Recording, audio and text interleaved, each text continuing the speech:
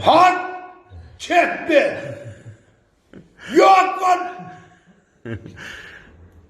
Sağ ol. Canım. Değişmek uçmaktan ayrılmaz. Anso, yo böyle o du tasarrutukan gummolat diyene sonra çağlarsa nereye deyip demetti mi neyle ayttın sonra? Ben de vermez ellemeden de yani yok.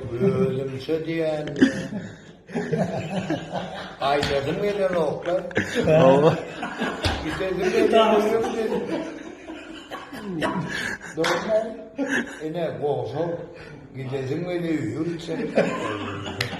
Çağlar bakın ne oldu diye. Kaçı boğul. Ağamacım attana. Kart oynayıp oturdum. Dinler mi de? Yok, şimdi dinler. Bir yerim karım otur. Evet oturuyorum ben. Duyma. Otel bir.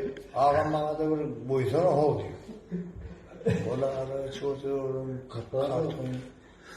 Başlayan aydım. Başlayan ağam bana üstüm oluyor dedim. Aydım ya attan çıkıyor.